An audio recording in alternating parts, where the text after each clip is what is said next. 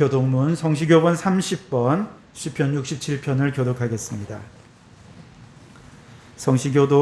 교독문 30번, 시편 67편을 교독하겠습니다. 하나님은 우리에게 은혜를 베푸사 복을 주시고 그의 얼굴빛을 우리에게 비추사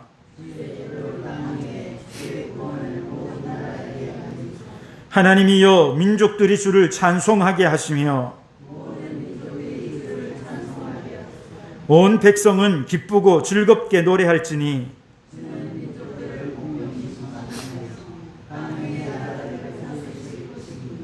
하나님이여 민족들이 주를 찬송하게 하시며 모든 민족으로 주를 찬송하게 하소서.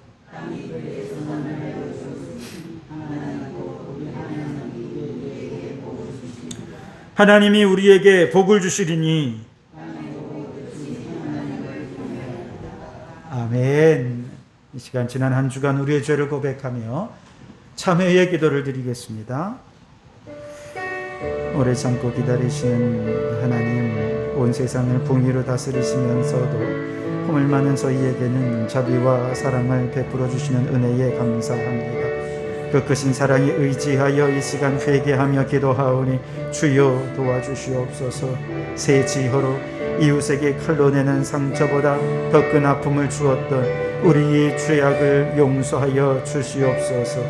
평안하고 즐거울 때는 하나님의 은혜를 깨닫지 못하여 교만했었고, 힘들고 위급한 일을 만날 때에는 우상을 의지하며 사람에게 기대어 살았던 우리의 어리석은 죄악을 주여 용서하여 주시옵소서. 이 시간 불신앙과 세상의 온갖 염려, 근심, 걱정으로 하나님의 마음을 아프게 해드린 우리의 불신앙의 죄를 주여 용서하여 주시옵소서. 아버지여, 우리의 마음으로, 우리의 입술로, 우리의 생각으로, 손과 발로 범한 모든 죄, 알고 지은 죄, 모르고 지은 모든 죄들까지 이 시간 주님은 다 아시는 줄 믿습니다. 주여 깨끗이 주님의 보혈로 씻어주시고 정결케 해주시어서 거룩하고 성결한 모습으로 주님 앞에 나아가 예배하기에 부족함이 없도록 인도해 주시옵소서. 여기 우리를 용서하신 주님의 용서의 말씀이 있습니다. 너희는 여호와를 만날 만할 때에 찾으라. 가까이 계실 때에 그를 부르라. 악인은 그의 길을, 불의한 자는 그의 생각을 버리고 여호와께로 돌아오라. 그리하면 그가 긍휼히 여기시리라. 우리 하나님께로 나아오라. 그가 너그럽게 용서하시리라. 아멘. 나는 전능하신 아버지 하나님, 천지의 창조주를 믿습니다. 나는 그의 유일하신 아들 우리 주 예수 그리스도를 믿습니다.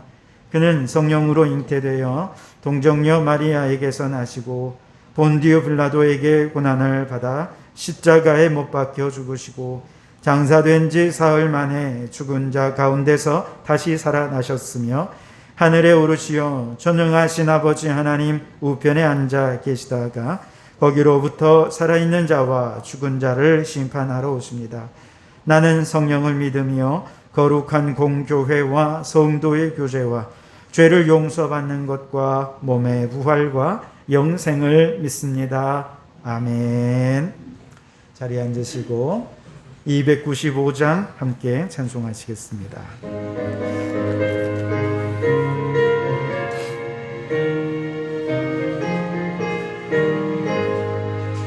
큰 죄에 빠진 나를 주 예수 건지사 그 넓은 품에 다시 품으신 은혜는 저 바다보다 깊고 저 하늘보다 높다. 그 사랑 영원토록 나 찬송하리라. 날로 더욱 귀하다. 날로 더욱 귀하다. 한이 없이 넓은 우리 주의 사랑 날로 더욱 귀하다. 옛날에 유대 땅에 주 예수 다닐 때 은혜 받으려고 큰 물이 모였네. 눈 먼저 병든 자를 다 고쳐주셨으니 나 같은 죄인까지 은혜 받도다. 날로 더욱 귀하다. 날로 더욱 귀하다. 한이 없이 넓은 우리 주의 사랑 날로 더욱 귀하다. 주 크신 사랑으로 만 백성 위하여 그 십자가의 고난 다 받으셨으니 그 속죄 받은 성도 큰 소리 함께 높여 온 천지 울리도록 주 찬송하리라. 날로 더욱 귀하다. 날로 더욱 귀하다. 한이 없이 넓은 우리 주의 사랑 날로 더욱 귀하다. 아멘. 최인선 권사님 기도 인도해 주시겠습니다.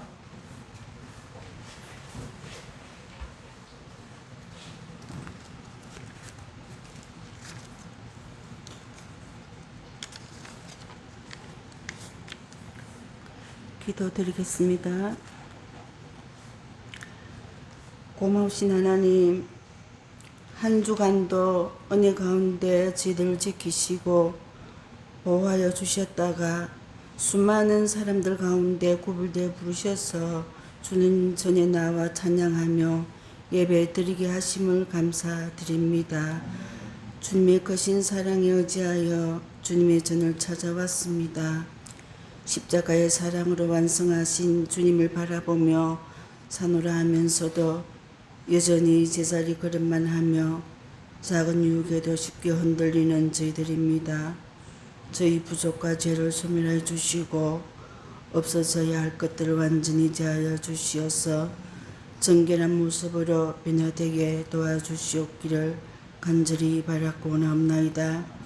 사랑의 하나님, 코로나19로 인하여 기본적인 생활마저도 제대로 이루어지지 않는 환경이지만 말씀과 기도로서 하나님의 방법대로 살아갈 수 있는 지혜를 구하며 하나님의 자녀의 도리를 벗어나지 않게 하시며 영적으로 깨어 기도하며 나태한 우리의 영혼을 돌아볼 수 있는 저희들이 되게 하여 주시옵소서. 사랑의 하나님, 참으로 무더운 여름입니다. 이 더위로 인하여 몸과 마음이 지치지 않게 하시며 건강을 잃지 않게 하여 주시옵소서. 지금은 휴가철이라 교우들의 이동이 많습니다. 오고 가는 발걸음도 지켜주시고 무사히 아무런 사고 없이 휴가를 잘 마치고 돌아올 수 있도록 은혜를 베풀어 주시옵소서.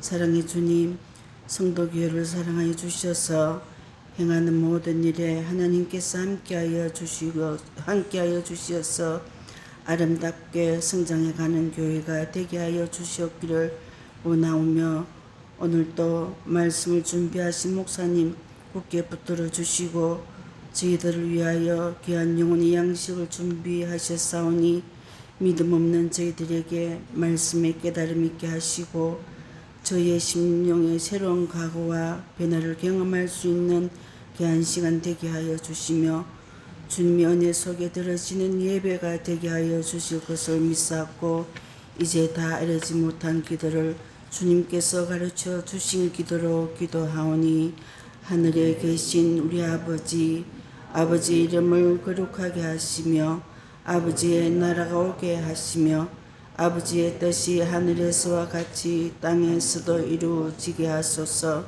오늘 우리에게 일용할 양식을 주시고 우리가 우리에게 잘못한 사람을 용서하여 준 것 같이 우리 죄를 용서하여 주시고 우리를 시험에 빠지지 않게 하시고 악에서 구하소서. 나라와 권능과 영광이 영원히 아버지의 것입니다. 아멘.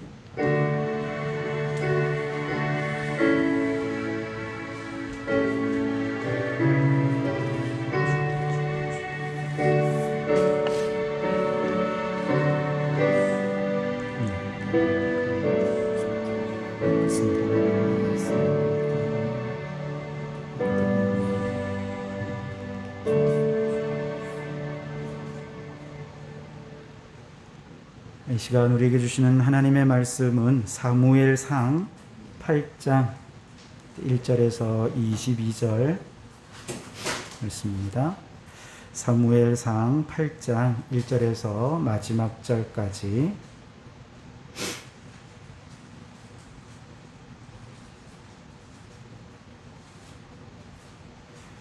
제가 가진 성경 구약성경 418쪽이고요. 구약성경 사무엘상 8장 1절에서 22절까지 우리 교독으로 저와 교독으로 읽도록 하겠습니다. 제가 먼저 읽겠습니다. 사무엘이 늙음에 그의 아들들을 이스라엘 사사로 삼으니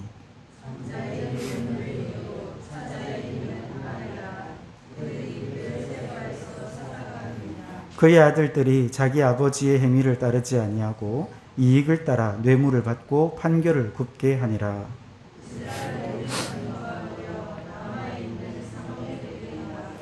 그에게 이르되 보소서 당신은 늙고 당신의 아들들은 당신의 행위를 따르지 아니하니 모든 나라와 같이 우리에게 왕을 세워 우리를 다스리게 하소서 한지라.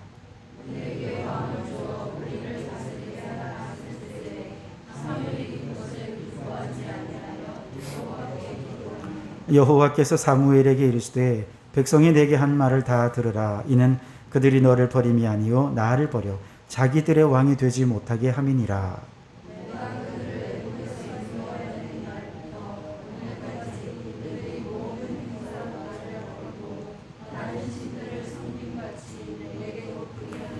그러므로 그들의 말을 듣되 너는 그들에게 엄히 경고하고 그들을 다스릴 왕의 제도를 가르치라.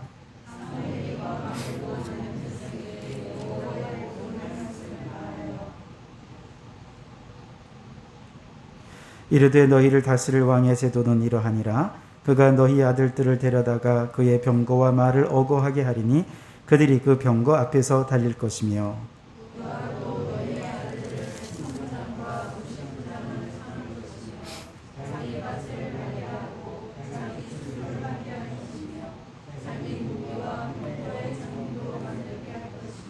그가 또 너희의 딸들을 데려다가 향료 만드는 자와 요리하는 자와 떡 굽는 자로 삼을 것이며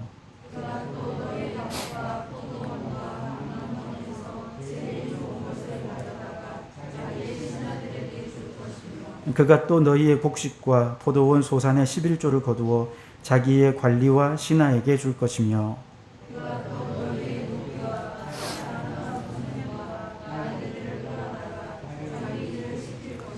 너희의 양떼의 10분의 1을 거두어 가리니 너희가 그의 종이 될 것이라.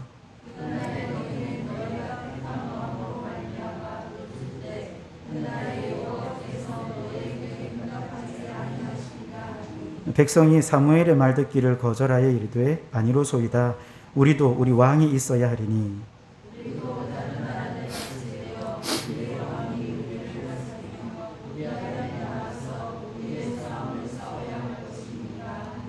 사무엘이 백성의 말을 다 듣고 여호와께 아뢰매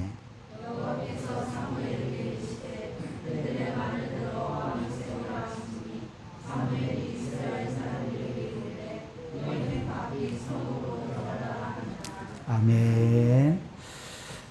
오늘도 이 말씀을 통해서 누가 왕인가라는 제목으로 함께 은혜를 나누기를 원합니다. 여러분 눈치채셨는지 모르겠는데요. 우리 계속 지금 창세기, 출애굽기, 레위기, 민수기, 신명기, 여호수아, 사사기, 룻기까지 한 주씩 이렇게 오고 있는 거 혹시 눈치채셨습니까? 아마 그냥 건성으로 아마 깊게 생각하지 않으신 분들은 모르실 수도 있는데요. 매주 한 장 그 한 권 안에 있는 중요한 말씀을 포인트로 잡아서 그렇게 오늘은 이제 사무엘상 말씀까지 왔습니다. 사무엘상의 말씀은 왕이 없던 사사시대를 끝을 내고 하나님께서 왕을 세우셔서 이제 왕정 시대가 시작되는 바로 그 이야기고 그 시작점이 오늘 본문의 말씀인데요.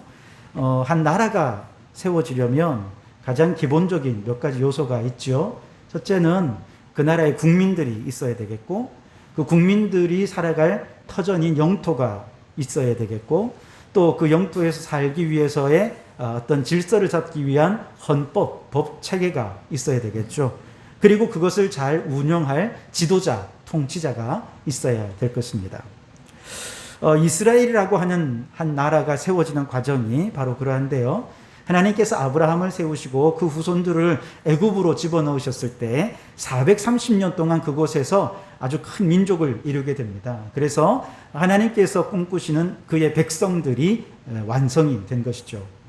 그리고 이렇게 백성이 있을 다음에 그 다음에 여호수아를 통해서 가나안을 정복하면서 그 백성들이 살아갈 영토 가나안을 하나님께서 확보해 주셨습니다.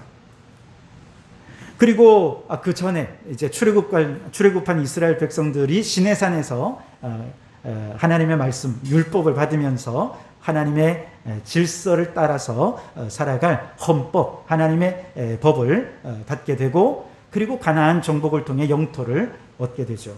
백성도 있고 또 영토도 얻었고 법도 생겼으니 이제 무엇만 있으면 됩니까? 통치자만 있으면 되겠죠. 그러면 아마 질서 있게 잘 다스려지게 될 것입니다. 그런데 이렇게 가나안의 영토를 확보한 이후에 하나님께서는 거의 400년 가까이를 왕을 주지 않으셨습니다. 통치자를 허락하지 않으셨다는 것이죠. 통치자가 없다 보니까 굉장히 어려움이 많이 있었습니다. 사람들은 자기 소견에 옳은 대로 행하느라고 율법을 준수하는 일에 무관심해졌습니다.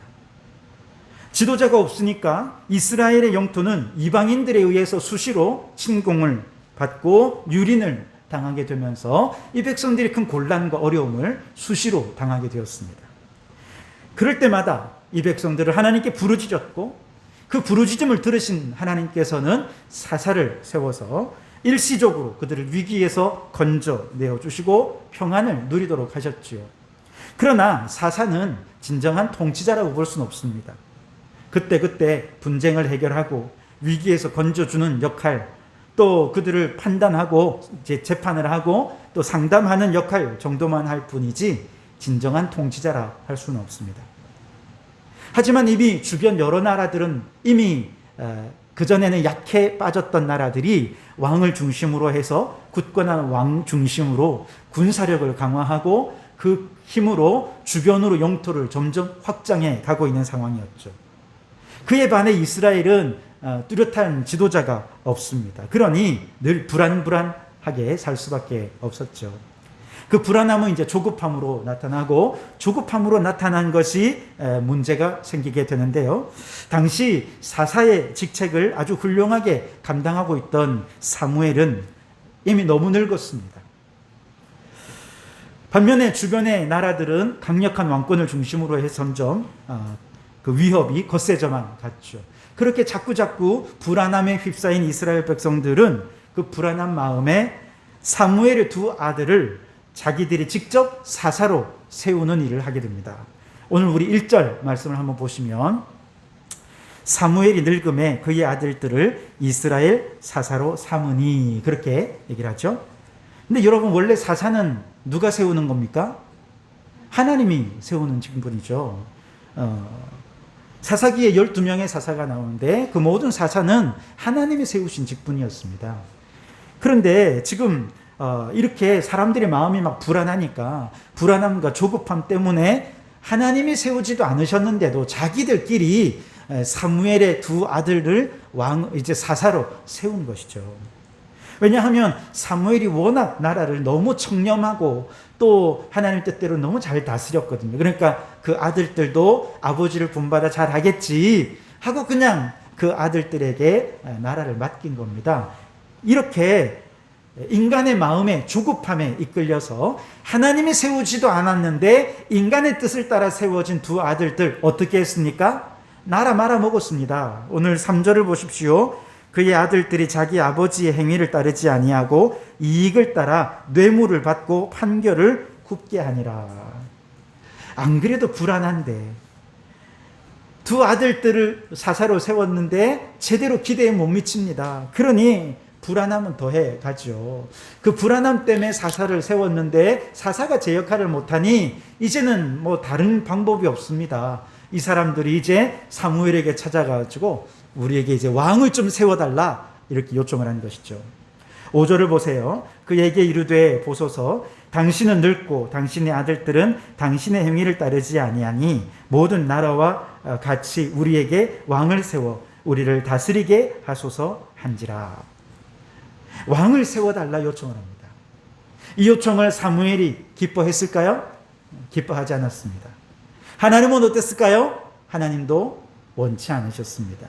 그래서 6절에 보면 사무엘이 기뻐하지 않았다 그랬고요. 7절에 보면 하나님께서 뭐라고 말씀하시냐면 여호와께서 사무엘에게 이르시되 백성이 내게 한 말을 다 들으라. 이는 그들이 너를 버림이 아니요 나를 버려 자기들의 왕이 되지 못하게 함이라. 즉 사람들이 왕을 세워달라고 요청하는 것은 누구를 버리는 거라는 거예요? 하나님을 버리는 거라는 거예요. 이렇게 하나님을 버리는 죄를 범함에도 불구하고 자식 이기는 부모 없다고 잘못된 요구를 하지만 그럼에도 불구하고 하나님께서는 그들의 요구를 들어주기로 하십니다. 다만 전제가 있습니다. 왕정제도가 가질 수 있는 여러 가지 문제들을 그들에게 낱낱이 알려주고 어떤 대가를 치러야 하는지를 얘기해 준 후에 그래도 왕을 세우고 싶으면 왕을 세우라 요구한 것이죠. 그래서 9절에 보면 그러므로 그들의 말을 듣되 너는 그들에게 엄히 경고하고 그들을 다스릴 왕의 제도를 가르치라. 그래서 11절부터 18절까지 왕을 세울 때 어떤 문제들이 있을지에 대해서 자세하게 얘기를 해줍니다. 하지만 이 백성들이 들으려 하지 않아요. 건성건성 듣고는 그냥 아유 됐습니다. 그냥 무조건 왕을 세워주십시오. 19절에 이 백성이 사무엘의 말 듣기를 거절하여 이르되 아니로소이다. 우리도 우리 왕이 있어야 하리니. 결국 하나님께서 어떻게 했습니까? 그들의 요구를 수용해 주셔서 왕을 세우게 됩니다. 22절에 여호와께서 사무엘에게 이르시되 그들의 말을 들어 왕을 세우라 하시니. 이렇게 해서 사사시대가 끝나고 첫 번째 왕인 사울 왕이 세워지게 되는 것이죠. 자, 그런데 여러분 오늘 이 말씀을 통해 우리가 분명히 깨달아야 할 한 가지가 있습니다. 하나님께서 왜 이렇게 400년 가까이 영토도 있고 국민도 있고 헌법도 받았는데 왜 통치자를 세우지 않으셨을까? 그 이유는 단 한 가지입니다. 이미 그 나라를 다스리는 왕이 계시기 때문에 그렇습니다. 이스라엘의 진정한 왕은 눈에 보이지 않으시지만 그 나라를 지금도 다스리시는 하나님, 그분이 그 나라의 진정한 왕이시기 때문에 그렇습니다. 다른 나라들은 왕을 세우고 외적으로 강력한 왕권을 바탕으로 해서 국력을 키워가지만 그 이스라엘 나라는 강력한 어떤 왕이 눈에 보이는 왕이 없잖아요. 그래서 백성들이 불안해하는 모습을 보면서도 하나님께서 계속해서 왕을 400년 동안이나 세우지 않으신 것은 이 나라의 진정한 왕이신 하나님을 바라보라는 것입니다. 하나님의 통치 아래 있으라. 그것을 끊임없이 훈련하고 가르치신 것입니다. 왕 되신 하나님께서 행하는 가장 중요한 일이 무엇일까요? 통치자의 가장 큰 권력과 힘은 어디에서 나오느냐? 일꾼을 세우는 데는 임명권에 있습니다. 임명권. 하나님은 사사를 세우셨죠. 사사시대 내내 이스라엘 백성들이 우상을 숭배하고 죄를 범하고 하나님을 떠나갈 때 그 죄의 결과로 이방 나라가 침공해 와서 나라가 어려워지죠. 그러면 이 백성들이 부르짖어 기도하면 하나님께서 누구를 세우십니까? 사사를 임명해 주셨습니다. 임명권이 누구에게 있다고요? 하나님께. 그래서 하나님 왕인 것입니다. 비록 눈에 보이진 않으시지만 진정한 왕, 그분이 일꾼들을 세우고 그 일꾼들을 통해 하나님의 뜻을 이루어 가시는 것이죠.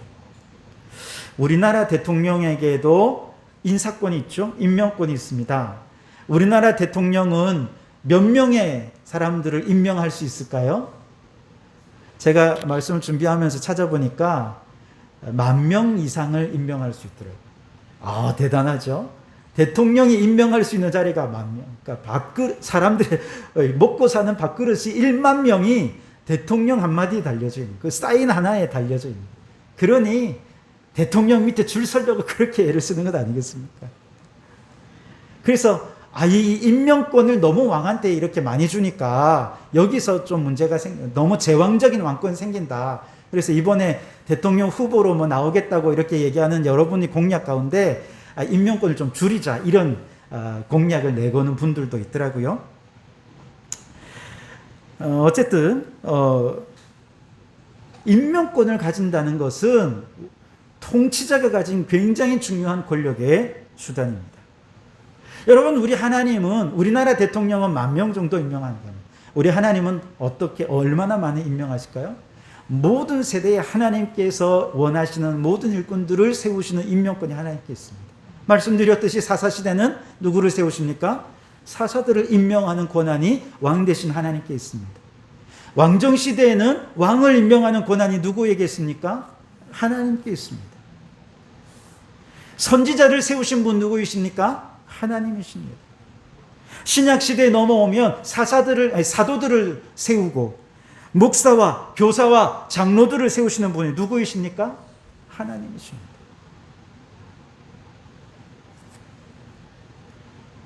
모든 일꾼을 세우시는 분이 하나님, 임명권이 하나님에게 있어요. 그뿐만 아니에요. 오늘 우리의 가정에 우리를 부모로 임명하여 세우신 분이 누구이십니까? 하나님이십니다.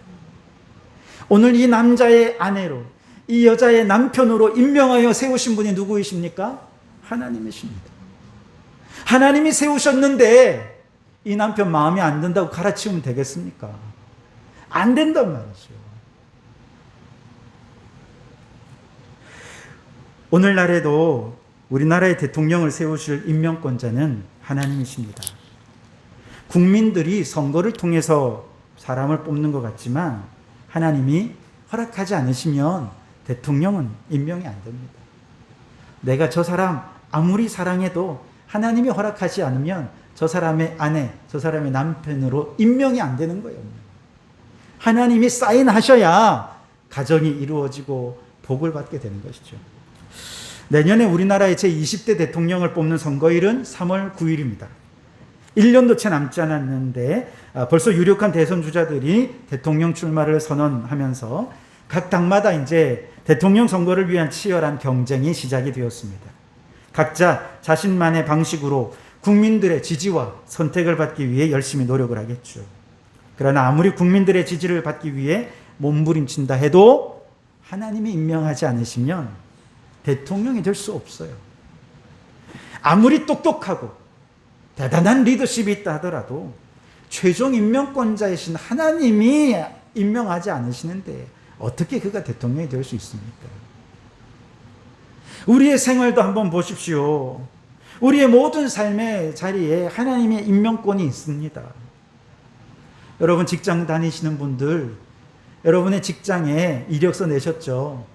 아마 인사 담당하시는 분이 여러분을 선발을 했겠죠? 그러나 여러분, 아무리 인사 담당하는 사람들이 여러분들을 좋게 보아도 하나님이 임명하지 않으셨으면 그 직장에 들어갈 수 없습니다. 우리 청년들 좋은 직장에 다니기 위해서 공부도 열심히 하고 스펙도 많이 쌓고 노력도 많이 하지만 그러나 여러분, 그보다 더 중요한 것은 최종 임명권자이신 하나님께 잘 보여야 되는 거예요.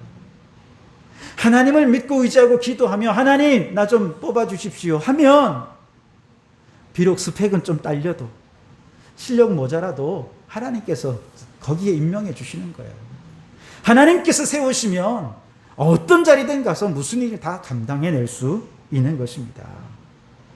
그러므로 여러분, 오늘 우리를 부모로 임명하시고 오늘 남편으로 아내로 임명하시고 이 직장에 이 직책에 임명하시고 우리 교회의 장로님으로, 권사님으로, 집사님으로 임명하시고 이 나라의 대통령으로 임명하시는 임명권자가 누구이십니까? 왕 되신 하나님이신 줄 믿으시기 바랍니다. 그래서 왕 되신 그 하나님, 나를 사용하여 주옵소서. 나를 임명하여 주셔서 하나님 나라에 귀하게 쓰임받는 일꾼 되게 해 주십시오. 기도하면서 하나님께 귀하게 쓰임받는 성도들이 되실 수 있기를 바랍니다. 그런데 사실 가장 중요한 것은 왕을 아예 세우지 않는 게 제일 좋아요. 왜냐? 진정한 왕이신 하나님이 계시니까 그 나라의 왕을 안 세우는 게 제일 좋습니다. 그래서 모든 백성들이 눈에 보이진 않지만 보이지 않는 하나님을 진정한 왕으로 삼고 하나님만 믿고 의지하고 순종한다면 굳이 사사를 세울 필요도 없고 굳이 왕을 세울 필요도 없는 것이죠. 그래서 하나님께서는 어떤 사람에게 의존하지 않고 하나님께만 의존하도록 하기 위해서 끊임없이 하나님을 왕으로 모시는 훈련을 시켰어요. 그래서 모세나 여호수아나 몇몇 사람만 그런 훈련을 시킨 것이 아니라 이스라엘 전체 모든 백성을 어린아이에서부터 어른에 이르기까지 모든 백성들을 통째로 다 광야 40년으로 집어넣으셔가지고 40년 동안 이들이 사람이 떡으로만 사는 것이 아니라 하나님 입에 나오는 말씀으로 사는 자로 하나님을 왕으로 모시고 그 말씀을 헌법으로 삼아 살아가는 하나님의 백성이 되도록 하기 위해서 모든 백성들을 40년 동안 훈련을 시키셨다니까요. 광야 40년의 세월은 하나님을 왕으로 섬기는 훈련이었던 것입니다.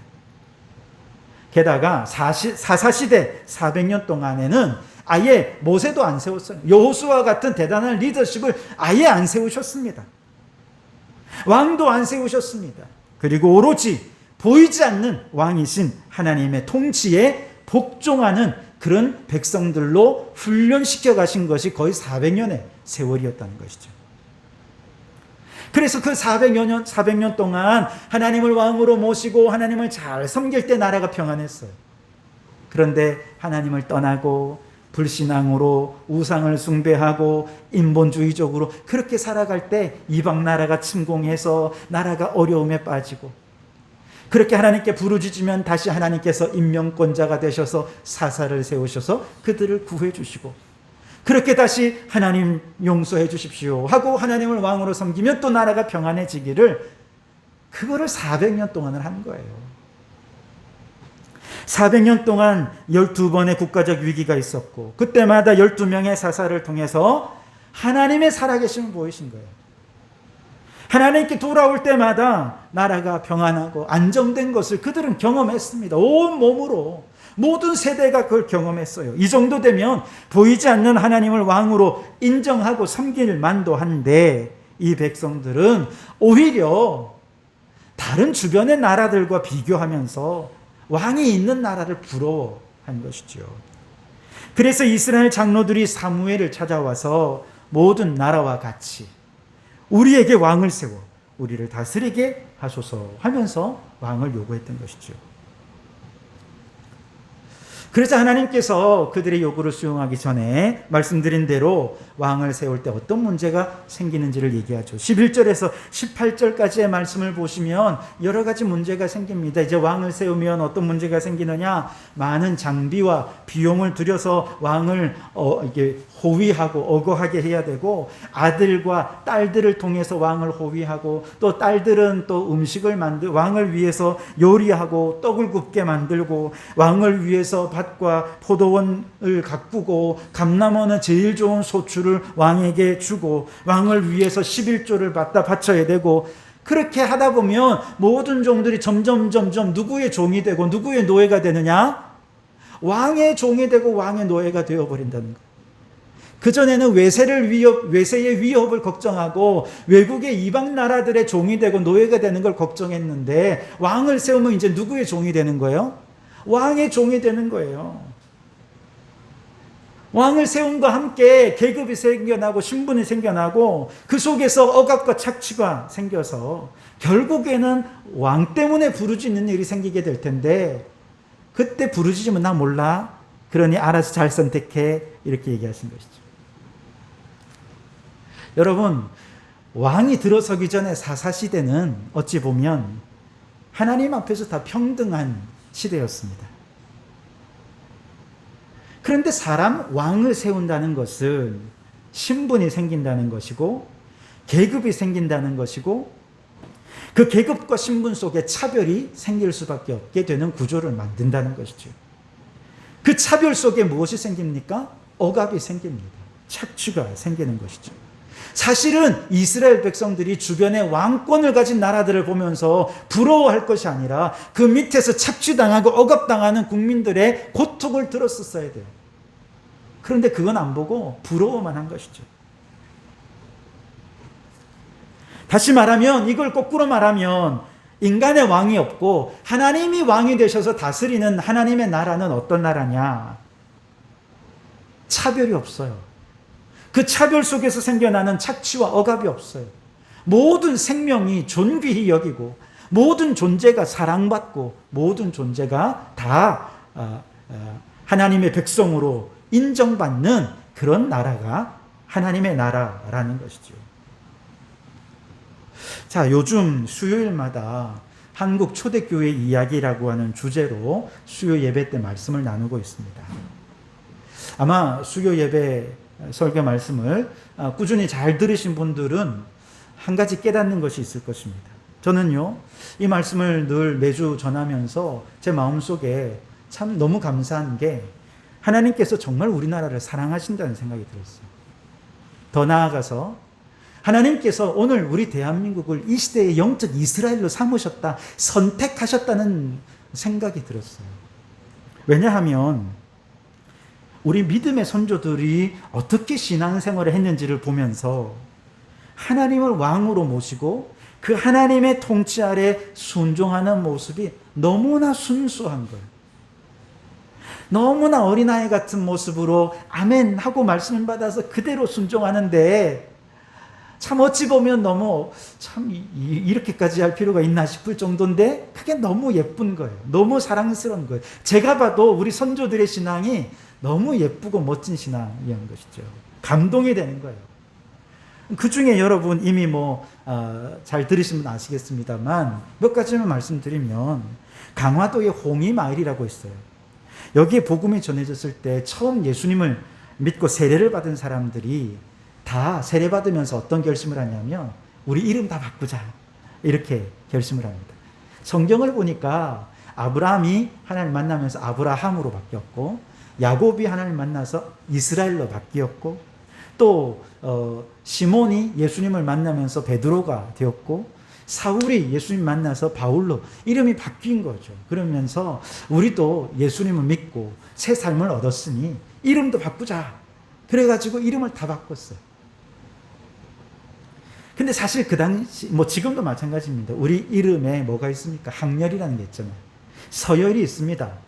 그래서 항렬과 서열을 따라서 이름을 보면 딱 알 수 있어요. 그래서 아무리 나이가 어려도 학렬이 높으면 삼촌 버리고 큰 작은 아버지 버리고 이러면 나이 많은 어른들도 꼼짝없이 존대를 해줘야 된단 말이죠. 그거 안 하면 이제 콩가루 집안이다 이렇게 유교적인 문화가 뿌리 받고 있지 않습니까? 그런데 예수님을 믿고 세례받으면서 이 사람들은 그게 의미가 없다는 걸 알았어요. 예수 안에서 우리는 다 믿음의 한 형제요 자매인데 높고 낮음이 어디 있느냐? 높고 낮음은 없다. 우린 다 형제요 자매고 다 사랑스럽고 다 존귀한 존재들이다. 그러면서 하나님 주신 새 이름으로 그들 이름을 바꾼 것입니다.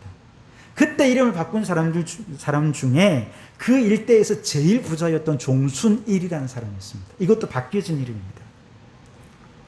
이 사람은요, 예수 믿고 세례를 받은 다음에 이름만 바꾼 것이 아니라 삶이 바뀌었습니다. 부자라 보니 그에게 빚진 사람이 많이 있었어요. 그런데 예수 믿고 성경 읽으면서 이러면 안 되겠다. 사람들을 다 불러 모아가지고 빚을 다 탕감해 줬습니다. 빚 문서를 다 불태워버렸습니다. 그리고 집에 노비들을 불러가지고 노비들을 다 자유롭게 했습니다. 노비 문서를 다 불태워버렸습니다. 하나님 안에 높낮이가 어디 있느냐? 다 신분의 차별을 없애버린 것이죠. 자신의 집의 모든 재산을 다 팔아 헌금하고 그는 남은 평생을 아내와 함께 전도하며 살았습니다. 그래서 하나님을 왕으로 모시고 집에 들어가니 그 집에서부터 모든 착취와 계급 차별이 사라지고 착취와 억압이 사라지게 된 것이죠. 백정으로서 예수님을 믿은 박성춘이라는 사람이 있습니다. 이분이 이제 교회 나오는데 교회 안에 백정도 있고 양반도 있고 막 이러지 않겠습니까? 양반은 지식층이고 똑똑하죠. 뭐 백정은 배우지도 않았는데, 그런데 이 교회 안에서 박성춘이라는 사람이 얼마나 주님을 성실하게 충성스럽게 섬겼는지 그 교회에 처음 장로를 뽑을 때 1호 장로님이 됐어요. 양반들도 후보가 많이 있었는데 양반들 다 제치고 이 사람이 첫 번째 장로가 된 것이죠. 교회 안에 신분과 계급의 차별이 해소가 되는 것입니다. 가부장적 유교 문화 속에서 여성의 차별이 심각했던 당시에 처음에는 남녀가 서로 다른 장소에 모여서 예배를 드렸어요. 그런데 우리가 함께 말씀을 나누고 예배를 드려보니 하나님 앞에 남녀가 높낮이가 있는 게 아니고 따로따로가 아닌데 이거 아니다. 그래서 그들이 성전을 지어가지고 돈을 모아서 성전을 짓고 여성들은 막 머리를 잘라서 팔고 그래서 직접 성전을 짓고 함께 예배를 드리기 시작한 것이죠. 그리고 예배를 드리는 첫날 그들이 토론회를 열었는데 성경에서 남녀의 차별이 어떻게 해소가 되는지 이 문제에 대해서 서로 토론을 연 거예요. 그 토론 연사들 가운데 우리가 잘 아는 독립협회의 서재필, 또 윤치호 이런 사람들이 연사로 나와가지고 성경에 근거해서 남녀 차별이 왜 문제가 있는지 서로 막 토론도 하고, 그러면서 교회가 먼저 성차별을 없애고 계급의 차별, 신분의 차별을 없애면서 억압과 착취를 없애버린 것이죠. 여러분, 우리나라는 하나님을 왕으로 섬기는 믿음의 선조들의 그 순수한 신앙으로 인해 복을 받은 나라가 되었습니다. 이 복음이 들어갔음에도 불구하고 여전히 그 복음을 받아들이지 않는 저 인도 같은 나라는 어떻습니까? 여전히 카스트 제도라는 것이 있어서 신분의 차별이 있습니다. 그 신분의 차별 속에 많은 사람들이 얼마나 억압을 받고 고통과 착취를 당하고 있는지 몰라요. 21세기인 지금도 복음을 전했음에도 복음을 아예 받아들이지 않는 이슬람권에는요, 여성들이 얼굴도 못 내놓고 다니고 있습니다. 21세기인 이 현대화된 시대에 말이죠.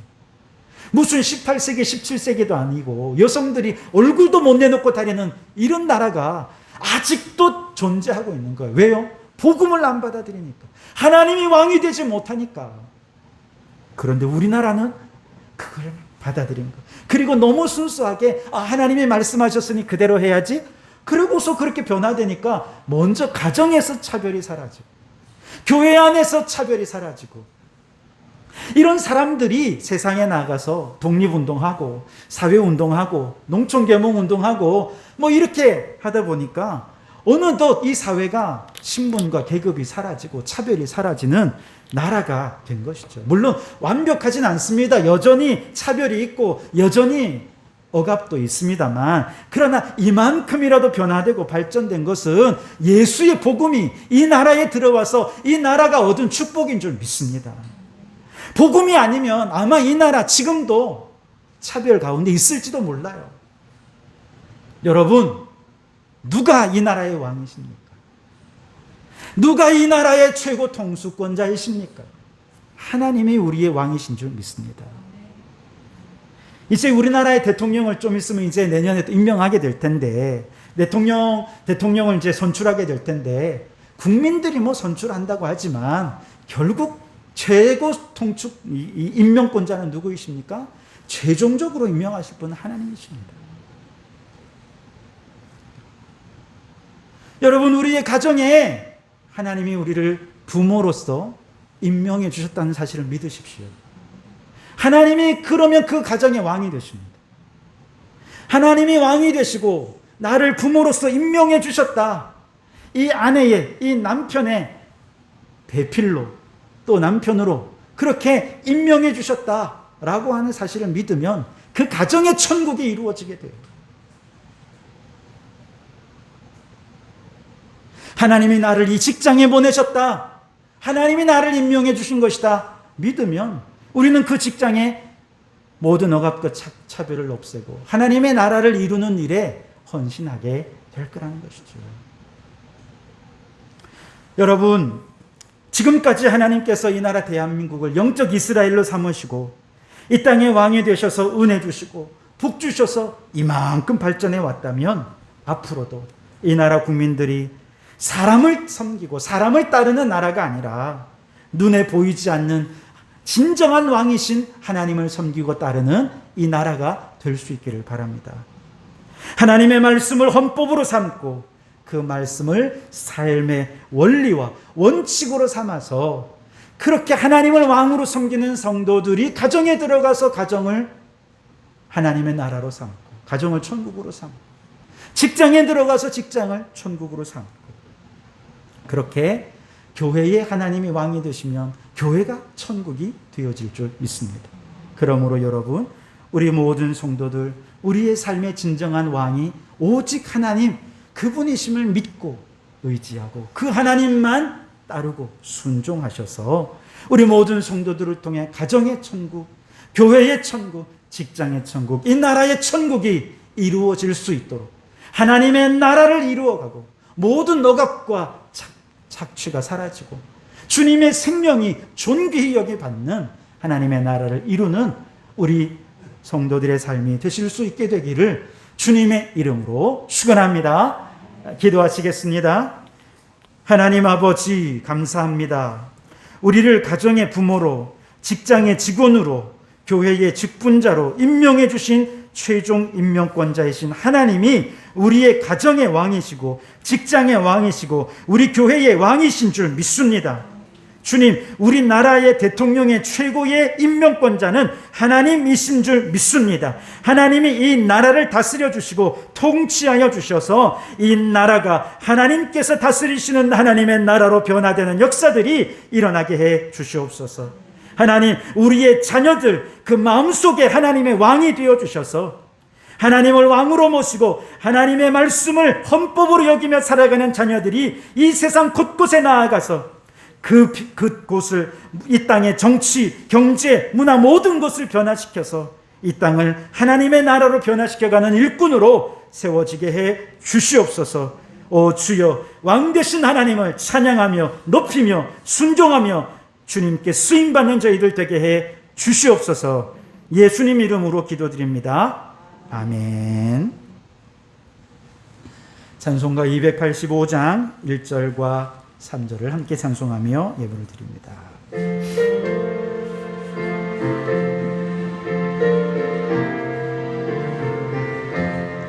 주의 말씀 받은 그날 참 기쁘고 복되도다. 이 기쁜 마음 못 이겨서 온 세상에 전하노라. 기쁜 날 주 나의 죄 다 씻은 날 늘 깨어서 기도하고 늘 기쁘게 살아가리. 기쁜 날 주 나의 죄 다 씻은 날 새 사람 돼 그날부터 평안한 마음을 있어서 이 복된 말 전하는 일 나의 본분 삼았도다. 기쁜 날 주 나의 죄 깨어서 기도하고 늘 기쁘게 살아가리. 기쁜 날 주 나의 죄 다 씻은 날. 아멘. 만복의 근원이신 하나님, 하늘의 복을 구하며 주님께 기도하오니 응답하며 복의 복을 더하여 주시옵소서. 땅의 것에 집착하느라 하늘의 삶을 잃어버렸습니다.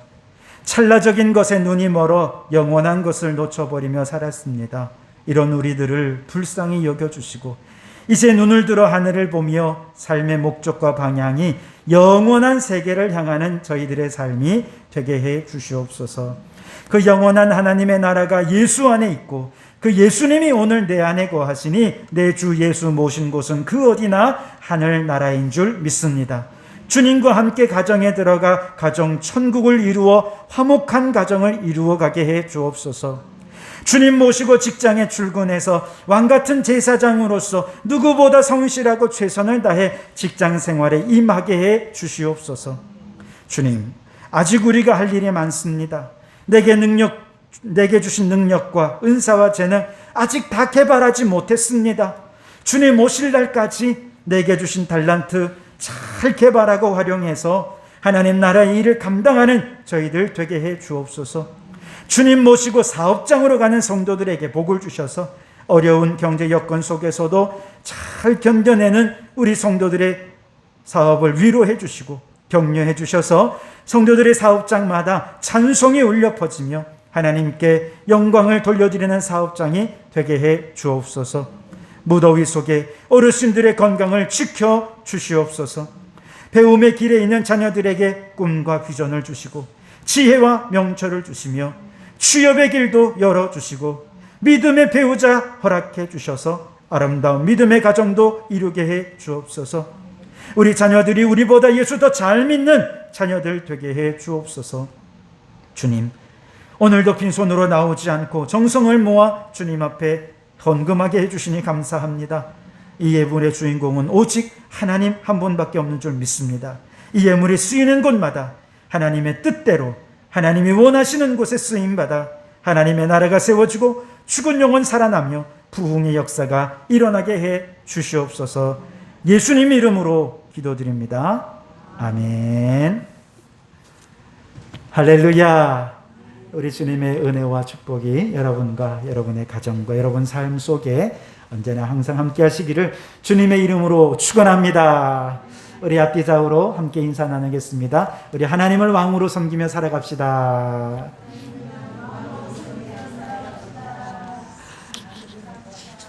네, 이 거리두기가 4단계까지 이르렀습니다. 안 그랬으면 좋았을 텐데 연일 확진자가 계속 나오고 또 델타 변이가 강력하게 전파력을 가지고 있다는 소식을 들으며 참 마음이 많이 무겁습니다. 그러나 그 가운데에서도 우리가 이 모든 것을 이기는 분은 하나님이신 줄 믿습니다. 과학이 아무리 발달해도 다 해결이 안 돼요. 아무리 대단한 리더십을 가지고 해도 이 문제 다 해결이 안 됩니다. 기도하는 수밖에 없어요. 그래서 여러분, 이 코로나를 이기는 거 하나님밖에 없으니 하나님 이 나라 다스려 주시고 이 문제 해결해 주시고 하고 항상 기도하는 우리 성도들이 되었으면 좋겠습니다. 예배는 계속 진행이 될 겁니다. 계속해서 이제 10% 이내에서 예배를 드릴 수가 있기 때문에 아주 큰 어려움, 정말 극단의 어려움이 아니라면 계속 예배를 드릴 겁니다. 그래서 걱정이 되시면 가정에서 예배 드리셔도 괜찮습니다.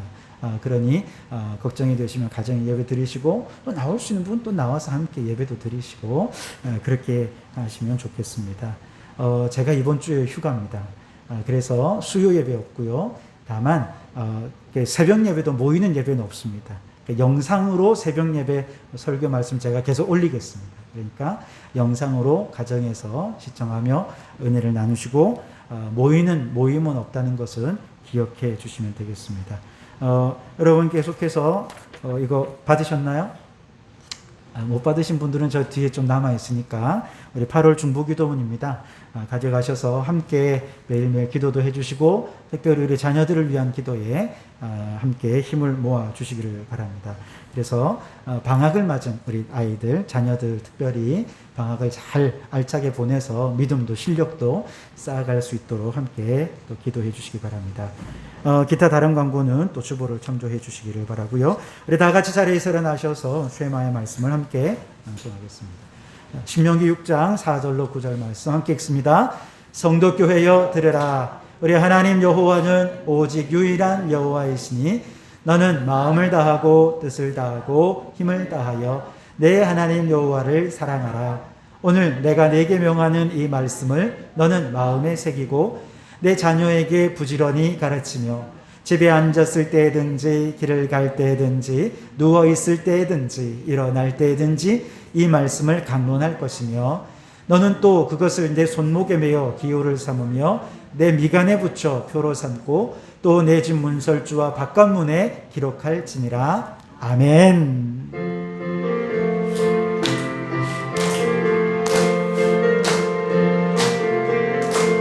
주여 복을 구하오니 편히 가게 하시고 사람마다 주내로 이기도록 하시고 광야 같은 세상에서 항상 인도하소서. 주의 복된 말씀 듣고 무한 감사합니다. 구원받은 주의 성도 열매 맺게 하시며 하나님이 우리 함께 항상 계시옵소서.